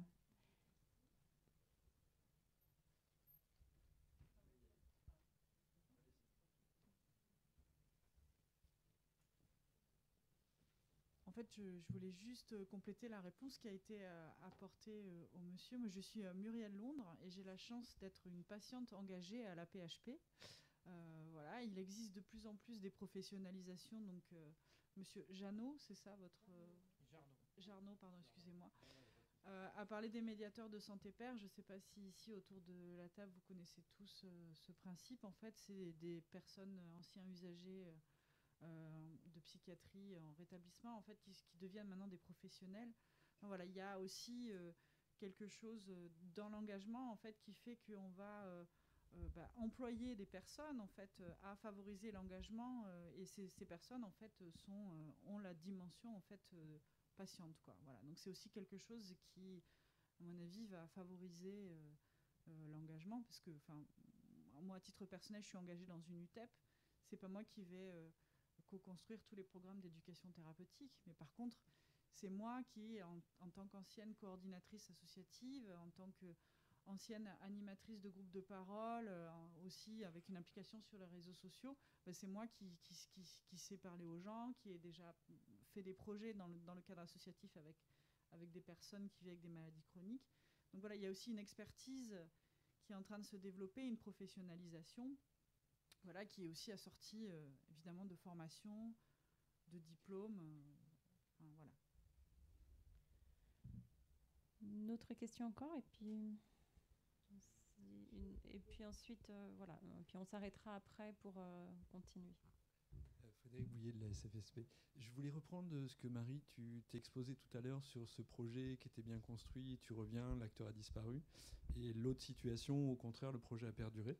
Est-ce qu'on a une identification des éléments qui permettent justement le fait que ces projets perdurent à un moment donné, qu'on sorte du personne dépendant? Parce que j'ai quand même l'impression aussi que sur ces projets-là, dès que la personne qui est mobilisatrice pour son établissement, pour X raisons, disparaît, en fait, ces projets-là aussi... il y a des projets qui sont novateurs, puis à un moment donné, ils s'effondrent complètement. Est-ce qu'on a des éléments qu'on pourrait apporter aux équipes en leur disant, voilà, peut-être il faut être attentif à ça, ça, ça, ça, pour que le projet, en fait, sur la durée, puisse continuer auprès d'usagers ou de professionnels nouveaux? Parce qu'on sait aussi que sur les turnovers, que ça soit de toute façon au niveau des professionnels ou au niveau des patients engagés, c'est-à-dire que les engagements s'épuisent, ou en tout cas les professionnels s'en vont. Donc voilà, est-ce qu'on a une idée un peu des éléments qui permettent le transfert, en fait? On n'a pas été regarder avec autant de précision que tu le voudrais, Frédéric. Moi, je pense que pour le vivre en tant que représentante des usagers à la paix, le nombre de fois où je vois des représentants des usagers ou des associatifs monter des projets parce qu'ils connaissent super bien le professionnel et où il n'y a absolument aucun engagement de la structure institutionnelle pour soutenir, c'est ce dont parlait Pascal, ce dont parlait Luigi, la protection qui est faite de cela. Donc on est sur du personnel, sur du perso dépendant, et à partir de ce moment-là, de fait, ça n'a pas de vie. Et puis quand on a une structure ou qu'on a une équipe, parce qu'on parle de structure, mais ce n'est pas que l'établissement en tant que tel, ça peut être le chef de service, ça peut être au niveau de la communauté de pratique hospitalière au sein d'un même service. À partir du moment où il y a une valeur ajoutée pour l'organisation ou pour le soin ou pour la sécurité du soin, et que c'est identifié par le collectif professionnel, par l'équipe, c'est porté, et c'est autrement que personne dépendante, ça devient une culture. Et c'est dans cette acculturation de la structure et du mouvement collectif aussi chez les professionnels. On connaît quand même des professionnels qui travaillent un peu isolés, et pourtant ils font partie d'une équipe.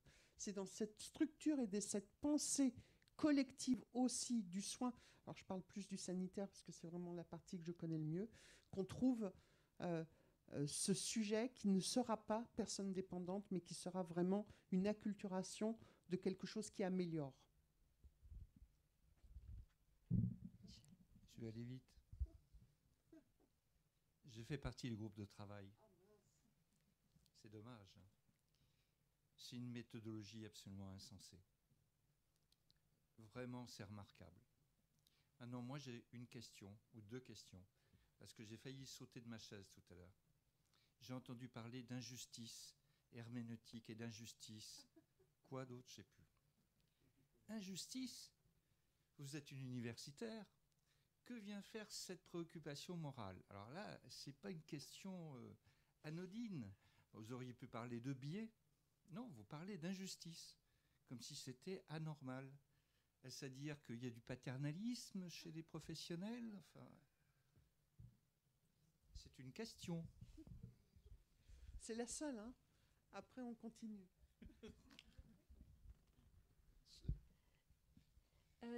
J'utilise le terme d'injustice parce que ça, c'est en fait alors, ça va limiter le fait que l'individu puisse se positionner en tant que sujet pensant. C'est-à-dire qu'il ne va pas pouvoir être en mesure de s'accorder, en fait, de vivre des expériences, de créer ses savoirs à partir de ses connaissances, alors même qu'il ne se reconnaîtrait pas forcément dans les normes qui sont actuellement mises en place. Et dans ce sens-là, si on se retrouve pas dans ces normes, le fait de ne pas pouvoir en construire d'autres dans lesquelles on se sent pouvoir appartenir, là, on peut utiliser la notion d'injustice. Et sur le soin, oui, il reste des dimensions qui sont paternalistes, malheureusement.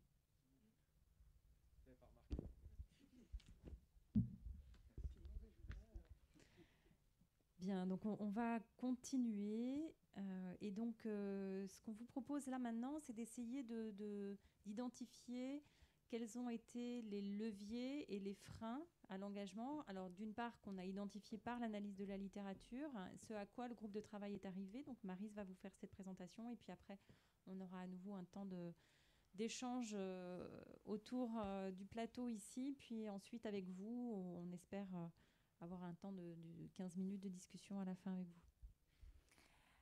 Voilà, le sujet des freins et leviers à l'engagement, c'est-à-dire les facteurs qui vont aider ou au contraire empêcher les actions d'engagement, on les a abordés de 3 façons différentes dans ce travail.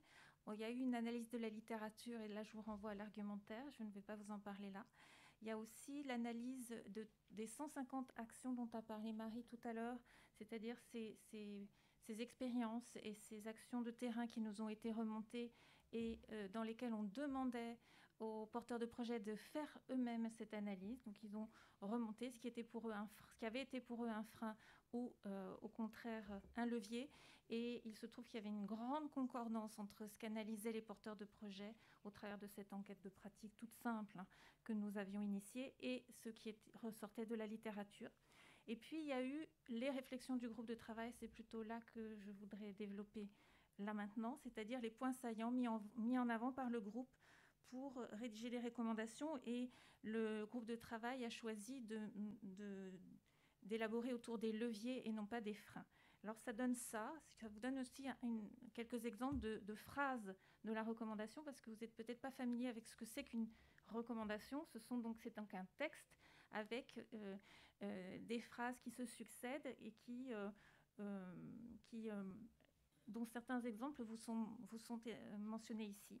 Alors, pour travailler autour de ces leviers, on a élaboré un chapitre qui s'appelle « Réunir les conditions favorables à l'engagement ». Donc, ça parle de ça, des leviers. Autour d'un premier chapitre sur « Favoriser l'autonomie des personnes et respecter leurs droits », je vous ai mis un exemple, il y en a d'autres dans la recommandation.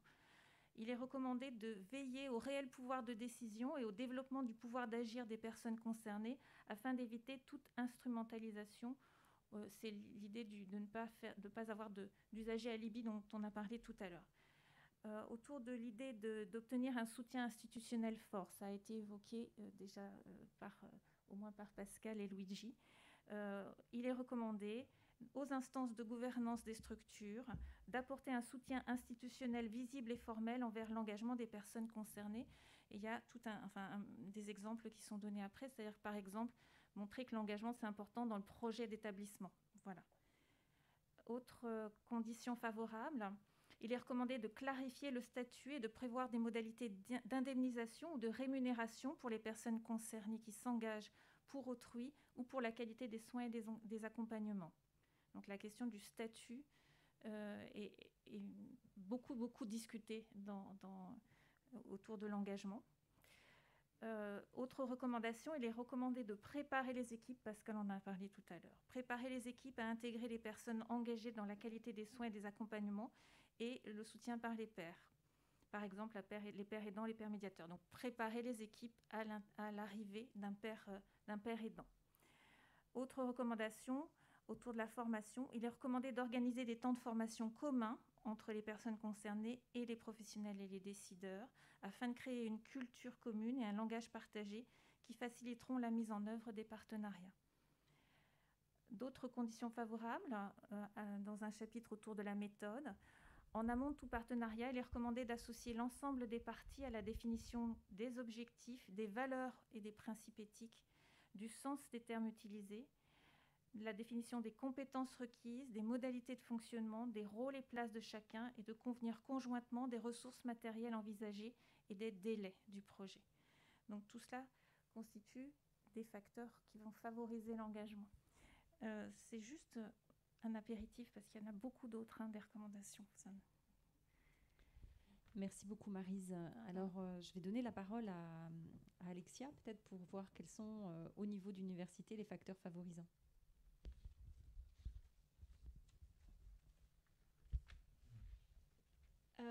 Alors au niveau de l'université, déjà il a fallu au niveau de l'environnement s'assurer du soutien donc de l'environnement, donc notamment des associations de patients, mais aussi des associations d'étudiants au sein de l'université.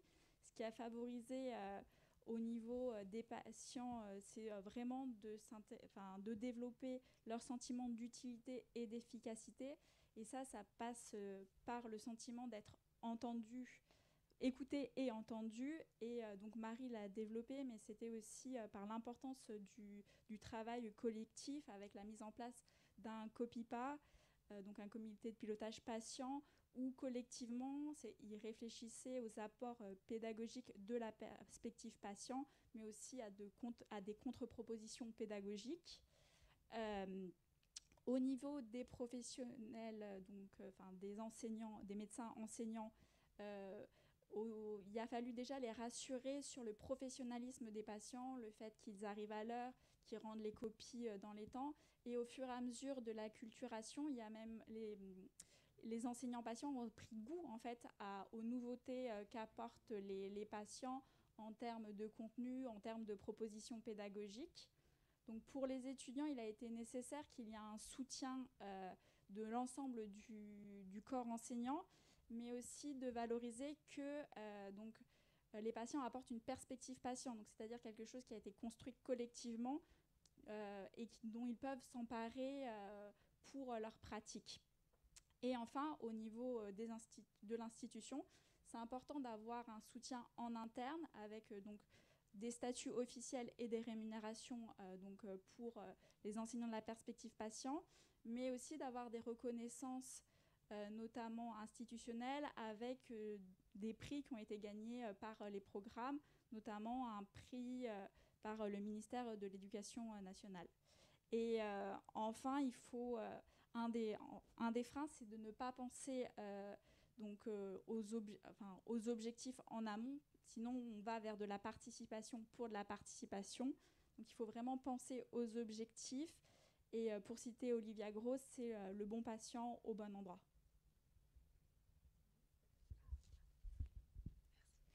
Des freins et des leviers, on en a déjà cité plusieurs. Et là, c'était d'ailleurs très développé. Et justement, moi, je voudrais dire que pour moi, le partenariat, c'est pas une finalité, c'est vraiment un moyen. Et pour moi, pour faire de l'engagement des usagers, c'est aussi de l'engagement des professionnels, comme le disait Pascal. Et c'est une posture, en fait. Et on ne peut pas faire de l'engagement si jamais on ne donne pas envie aux gens de s'engager. Et par exemple, là, aujourd'hui, on parle de la recommandation de la Haute Autorité de Santé. Donc, vous voyez le texte ici. Moi, en tant qu'usagère, j'ai beaucoup de mal à me l'approprier, finalement, ce texte. Parce que, voilà, c'est des termes compliqués, c'est des phrases à rallonge, c'est voilà, des choses auxquelles j'ai du mal. Et plusieurs fois, je me suis dit, mais franchement, est-ce que je fais bien partie de ce groupe? Est-ce que je me reconnais dedans? Est-ce que j'ai envie de continuer avec ce groupe? Et en fait, au fur et à mesure, je me suis dit, je m'accroche parce que j'ai vu qu'il y avait quand même des facteurs qui faisaient qu'on avait envie de continuer à s'engager. Il y avait une vraie posture. Il y avait déjà donc Marie et Pascal qui encadraient le groupe, donc patients et professionnels, qui nous donnaient vraiment le temps à chacun de nous exprimer. Ils faisaient vraiment attention à ça. Donc, on avait tous le droit à la parole. Et surtout, c'est l'idée aussi de finalement, si on veut que les gens s'engagent, il faut que les gens ils s'approprient finalement les choses dans lesquelles ils s'engagent.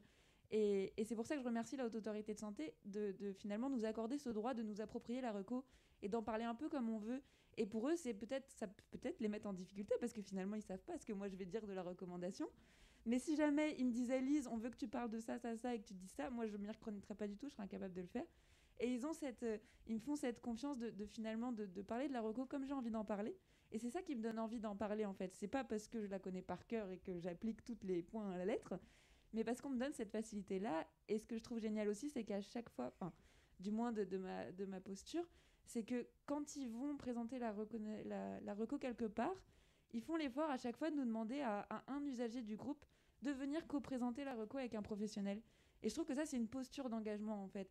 Parce que c'est pas que la Haute Autorité de Santé qui parle de sa reco, c'est la Haute Autorité de Santé qui a construit la reco avec des pros et des usagers. et donc qui fait cette présentation à double voix en laissant la place à l'usager de finalement dire ce qu'il en veut de cette reco. Et donc pour moi, c'est vraiment ça l'engagement, c'est laisser la place à la personne de s'engager un peu dans ce qu'elle veut, lui faire confiance en fait. Voilà, et encore pour la préparation de cette table ronde, parce que voilà, on sait toujours, moi je peux dire ce que je veux finalement, je suis là aujourd'hui. Michel nous l'a bien montré, il peut aussi bousculer les choses. Mais il y a cette posture aussi de nous accompagner sur comment on va préparer la table ronde, de quoi on va parler, qu'est-ce qu'on va mettre en avant, quel est l'objectif. Elle l'a très bien dit, Alexia, tout à l'heure, définir les objectifs pour faire de l'engagement intéressant et du partenariat intéressant pour en arriver, pour savoir pourquoi moi je suis là aujourd'hui. On m'a préparé en amont. Donc ça prend du temps et il faut prendre le temps et pour en gagner derrière et faire des choses qui donnent envie aux gens de continuer de s'engager. Je vais être très court. Non, tout ce qui a été dit, le temps, moi je trouve ça que c'est vachement important en fait, parce que l'idée, moi je vais juste dire ça en fait, moi je trouve qu'on a un changement de posture justement, et c'est ça qu'il faut intégrer. Alors j'ose pas employer le mot paradigme, mais quelque part on est là, c'est assez paradoxal puisqu'on, par exemple, un soignant comme moi, ça devrait être dès le début que ça soit comme ça, mais c'est pas comme ça en fait. Donc c'est pas cette posture qu'on nous enseigne, et c'est effectivement, il y a un changement de posture à avoir, un changement de paradigme. Et donc, il faut un accompagnement pour ça. Comme il y a eu un changement dans les années 90 en disant, voilà, on va s'intéresser un peu plus à la qualité et sécurité des soins. Alors là aussi, normalement, tout le monde s'intéresse à la qualité et sécurité des soins, mais il a fallu accompagner ça. Donc, que la gouvernance l'accompagne, comme disaient Luigi et Marie. Et puis, et donc derrière, avoir un accompagnement méthode. Je pense que c'est important.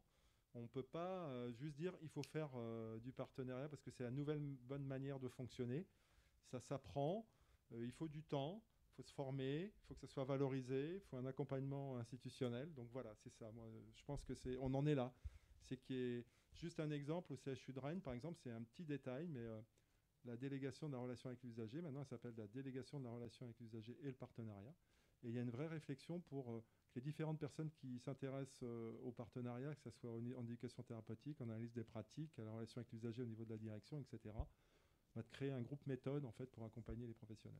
Moi, je pense que c'est un enjeu important. Moi, je vais rajouter 2 éléments. Peut-être le premier élément, en fait, c'est celui de... En fait, et comme c'est développé dans le 93, hein, on en a parlé tout à l'heure avec l'Académie populaire, ou comme c'est développé à Nice, il faut aussi développer des dispositifs d'éducation citoyenne, d'éducation populaire, parce qu'on est tous dans un habitus depuis des années. Donc pour être partenaire, pour qu'un patient ou un usager soit partenaire, il faut que le professionnel soit partenaire. Mais pour que l'usager soit partenaire, il faut aussi qu'on lui dise que c'est possible, qu'on lui fasse savoir, parce qu'on sait tous que le temps est compté dans une relation de soins ou dans une relation médico-sociale, et que en fait, souvent, quand on vient, moi je suis malade chronique depuis des années, si jamais je ne suis pas en éveil, je fais ce que le médecin me demande, quoi. Je lui réponds aux questions qu'il me demande. Or, ça ne permet pas le partenariat nécessairement.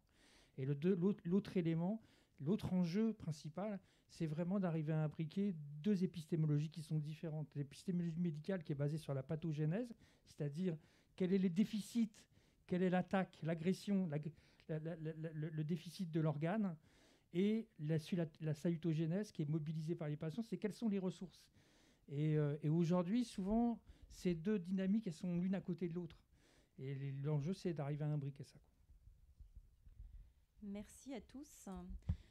Donc voilà un petit peu pour la partie freins et leviers, et donc les choses sur lesquelles vous pouvez vous appuyer vous aussi pour pouvoir faire diffuser cette culture. Et finalement, pourquoi on fait tout ça? Est-ce que ça apporte des bénéfices ou pas? Et donc c'est sans doute le dernier point qu'on souhaite aborder avant d'aborder la question des innovations. Et là, c'est tout à l'heure Luigi qui nous en parlera. Donc là, peut-être très rapidement, quels sont les bénéfices, Alexia, qu'on peut attendre de l'engagement? Donc très rapidement, les bénéfices de la formation, en tout cas, c'est prioritairement pour les étudiants qui vont gagner en compétences, notamment en compétences relationnelles. Et donc par rebond, ça va permettre d'améliorer la qualité des soins et d'améliorer la qualité des soins. Et au niveau des enseignants médecins, on voit qu'il y a aussi des bénéfices. c'est-à-dire en termes de vocabulaire, ils vont changer leur manière de parler. Ils vont plus parler de prise en charge, mais de prise en soin.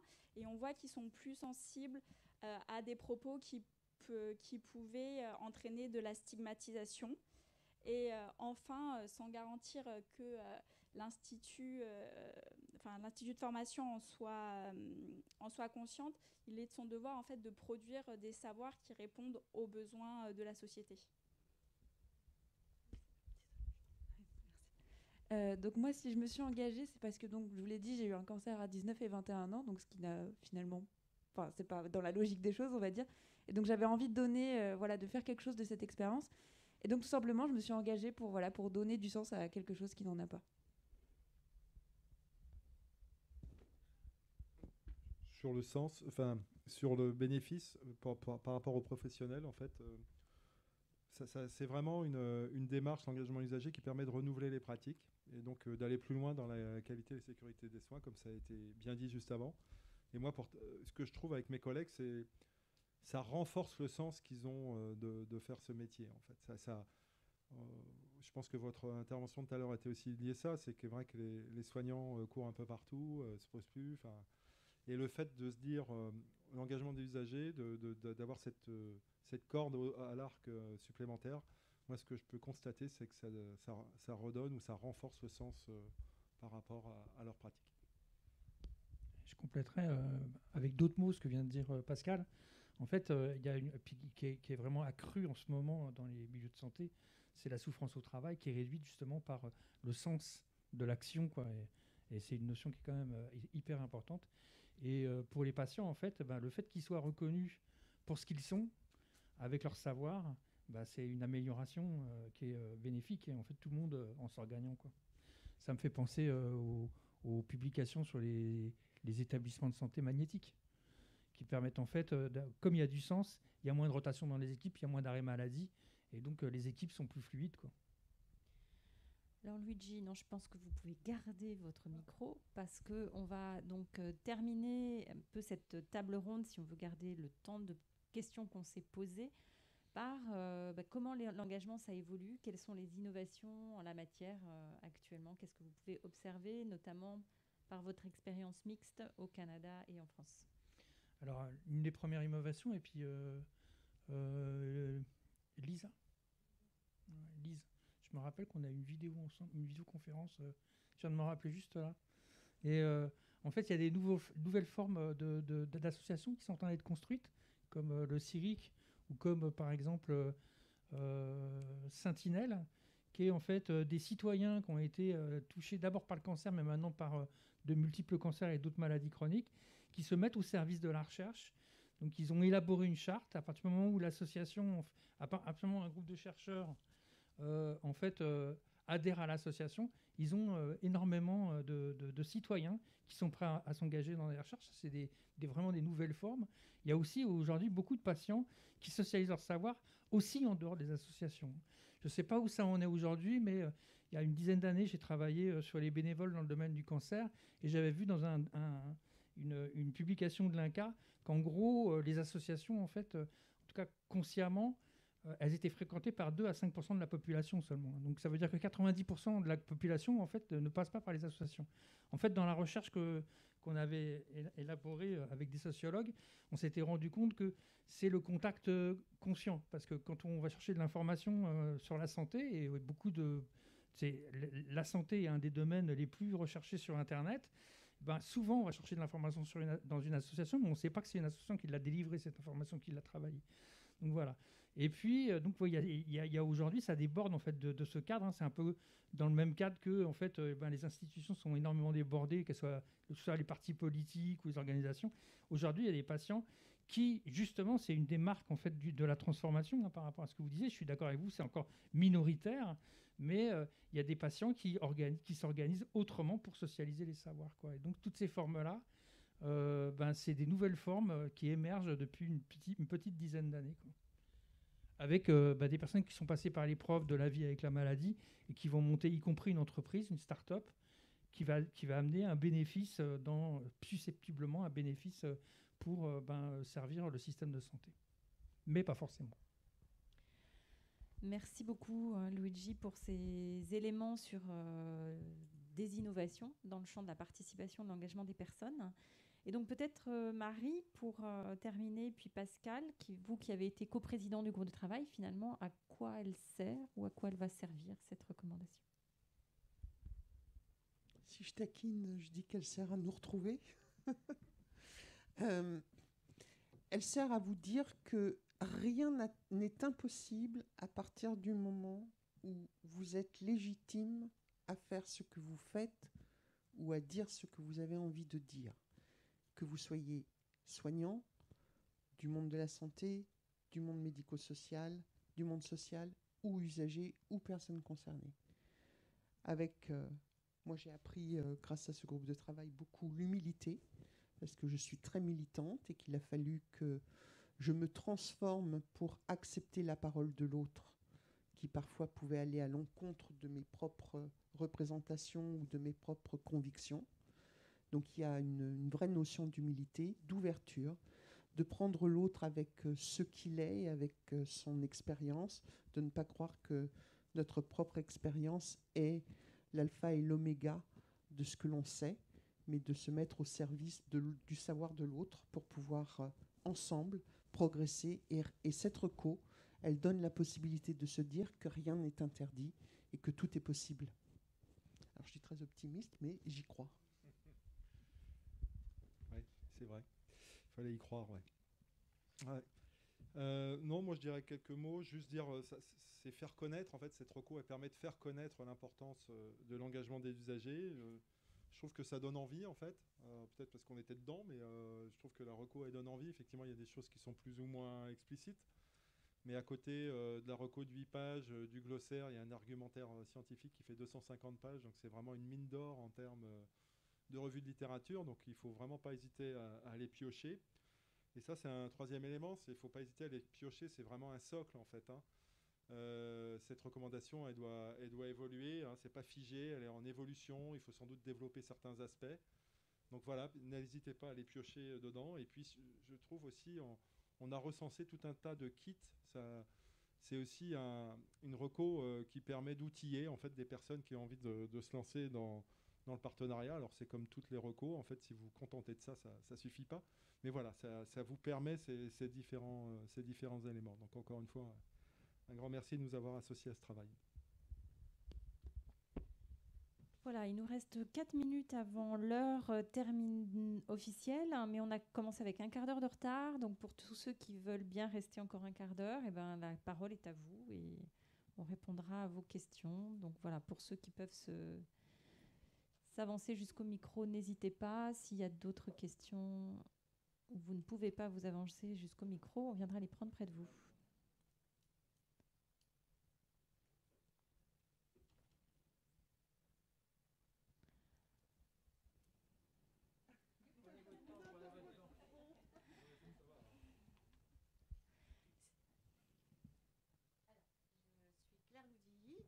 Je suis professionnelle de santé, mais je m'occupe aussi beaucoup d'éducation thérapeutique.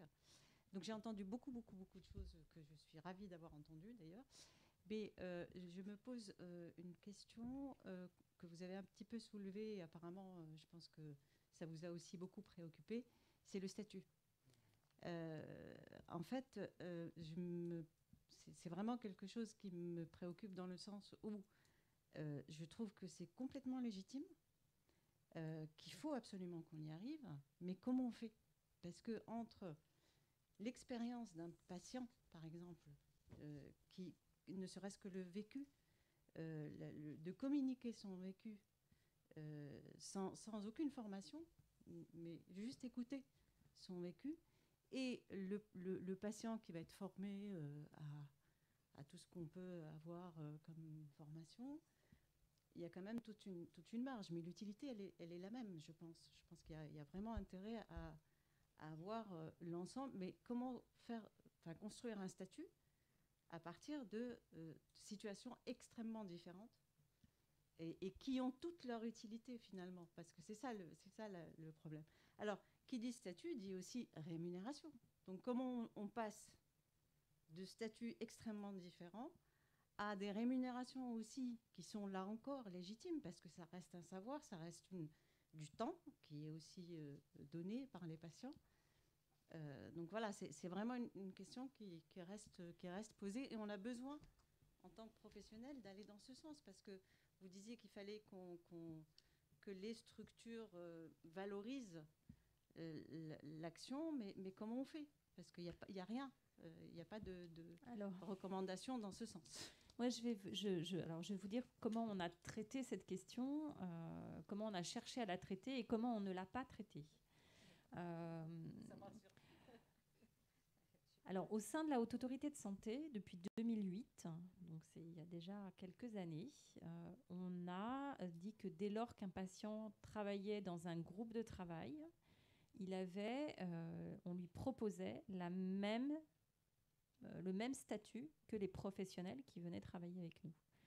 Donc, si c'est un groupe de travail qui est fondé sur un statut de bénévole, eh ben, le professionnel et l'usager ont des statuts de bénévole. Si c'est un groupe de travail que l'on rétribue, que l'on indemnise, alors il est proposé aux personnes concernées, aux patients qui travaillent avec nous, d'être rétribués sur la même grille que les professionnels qui travaillent avec nous.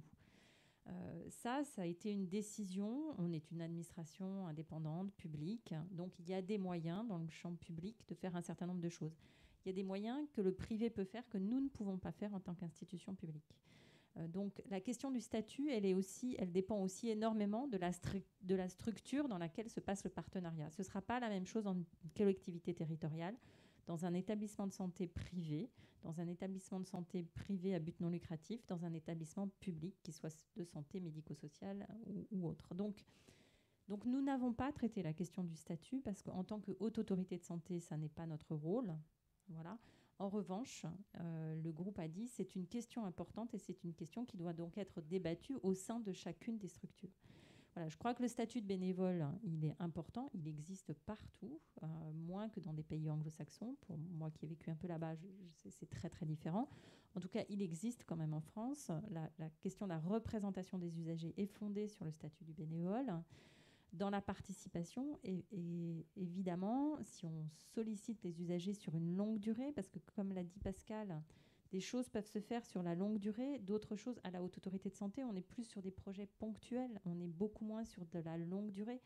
Donc les questions se posent différemment. Donc cette question du statut, elle peut être réglée que localement. Et là, ça peut aller de la valorisation simplement, de reconnaître que telle et telle personne ont travaillé dans un groupe, jusqu'à la valorisation financière. Bon, en tout cas, nous, Haute Autorité de Santé, on n'ira pas plus loin, mais peut-être que d'autres veulent répondre à cette question. On va poser déjà le premier truc, c'est que représentant des usagers, c'est un acte citoyen bénévole pour lequel, Dieu merci, nous ne sommes pas rémunérés et il ne faut pas que nous le soyons, sinon nous perdons notre liberté. Une fois qu'on a posé ce prérequis un peu à la Mao, un peu sec, j'irais volontiers en tant que militante vous taquiner en vous disant que quand on présente un programme d'éducation thérapeutique à l'Agence régionale de santé, vous devez donner le nom d'une association de patients qui vous accompagne et vous devez même aussi remplir la page patient expert. Qu'à ce titre-là, vous touchez une subvention qui finance votre file active. Je brosse le tableau général, d'accord ?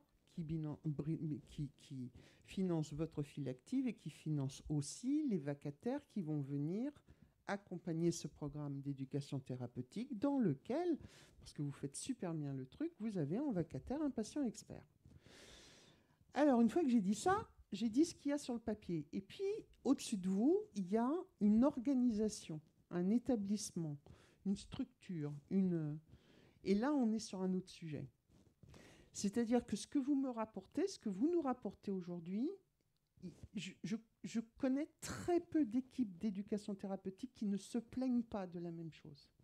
Il n'y a que juste au-dessus d'eux, d'abord, la plupart du temps, ils n'ont jamais vu un sou de la subvention, ça rentre dans le budget de l'organisation, je vois des têtes qui...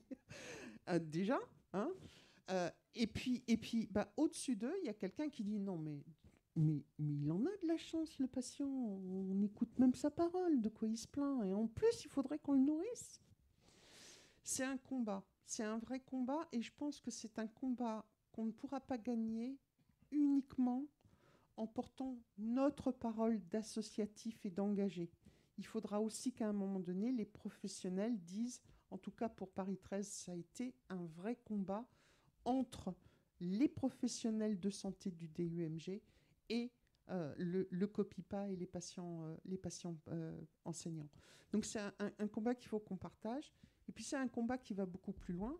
C'est que, sachez par exemple que quand on touche une vacation de 2 séances de GPRI, je vous dis n'importe quoi, hein, 2 séances d'enseignement à la fac, et qu'à la fin du mois, parce que vous avez fait 2 GPRI dans le mois, vous avez 150 € qui vous arrivent sur le compte. Si vous avez une AAH, vous avez une pension qui saute.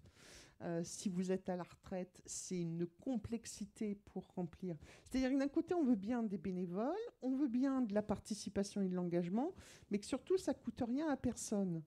Mais nous, ça nous coûte en temps, ça nous coûte en énergie, parfois ça nous coûte en formation, qui ne sont pas obligatoirement payées.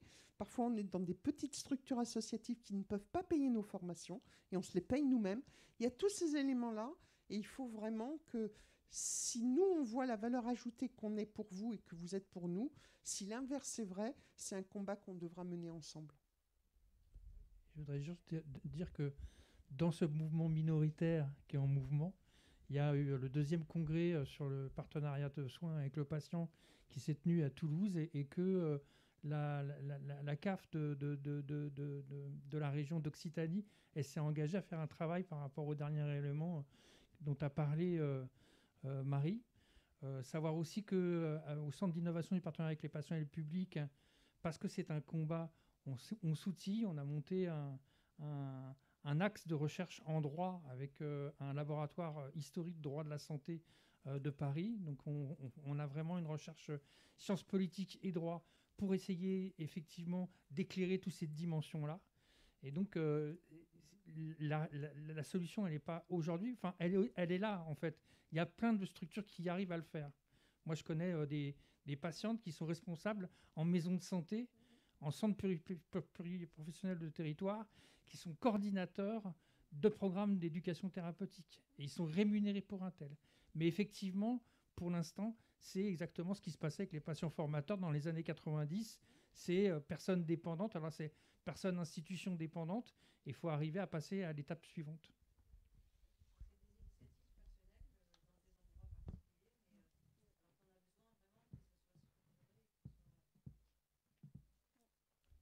Question suivante. Merci beaucoup. Oui, bonjour, Colline May de l'association Aide. Je pense qu'on fait partie des fameuses mobilisations de ces dernières décennies qu'on nourrit cette place des personnes usagères du système de santé. Tout ce que vous avez finalement très bien décrit et puis qui mène à cette recommandation assez représentative de la dynamique assez chouette qu'on peut voir en ce moment, d'installation un peu pérenne, d'institutionnalisation de cette place-là. Donc c'est très intéressant. Je rebondis un peu dans la continuité de ce qui était dit juste avant. Alors j'ai pensé à plusieurs choses, j'ai essayé de les dire de manière concise et un peu organisée. Dans les finalités de l'engagement que vous présentiez en introduction, vous parliez alors de l'amélioration des pratiques et puis de la capacité d'agir, de l'empowerment. J'ai l'impression qu'on insistait plus sur la dimension individuelle de cette capacité d'agir. Je pense qu'il y a une dimension collective qui est très importante aussi, que des fois on oublie. On se concentre sur le fait que la personne, individuellement, va reprendre le pouvoir sur son parcours, sur son chemin de vie et sur les décisions qui sont prises pour elle. Je pense que cette dimension collective, elle est très importante et elle s'incarne aussi dans des associations. Et on voit bien dans les parcours des unes et des autres ici, du côté des personnes usagères du système de santé, que leur parcours passe par des associations. Ça a été évoqué juste avant, mais je pense aussi que la question du statut et des rémunérations éventuelles des personnes qui vont être engagées à un endroit ou à un autre dans des groupes de travail ou dans des actions diverses, elle se pose, mais se pose aussi le terreau dans lequel ces personnes elles vont gagner en expertise. Et ce terreau-là, ça veut dire des associations qui vont être soutenues institutionnellement, matériellement, financièrement, à une échelle locale, à une échelle partenariale, avec une structure de santé, un hôpital, etc., à l'échelle des collectivités, à l'échelle de l'État. Mais c'est ça qui va rendre possible probablement le fait que ces personnes vont s'engager à un moment donné avec ces objectifs et pouvoir trouver leur place dans un dispositif. Et juste une autre chose que je voulais rajouter, je reprends mon souffle quand même,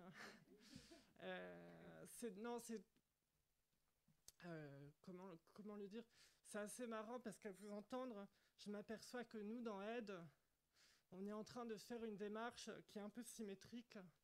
C'est-à-dire qu'on réfléchit et on met en œuvre l'engagement des professionnels de santé dans notre projet. Et je pense qu'au final, c'est l'étape suivante. C'est-à-dire qu'à un moment donné, où on déconstruit la toute-puissance de la place des médecins, du médical, dans le parcours de santé des personnes, c'est aussi se remettre dans cette égalité-là, où au final, on va réfléchir comment nous, personnes usagères du système de santé, on va engager des professionnels de santé. D'ailleurs, pourquoi on ne serait pas des professionnels de santé également? Comment on va les engager dans nos parcours qui sont pensés collectivement, avec nous, pour nous. Enfin, c'est la symétrie du rien pour nous, sans nous. Voilà. Voilà. C'est plus un commentaire qu'une question, mais... Nous sommes tous des patients potentiels, non? Y a-t-il d'autres questions ou est-ce qu'on s'arrête là? Oui. Vous pouvez peut-être venir au micro pour...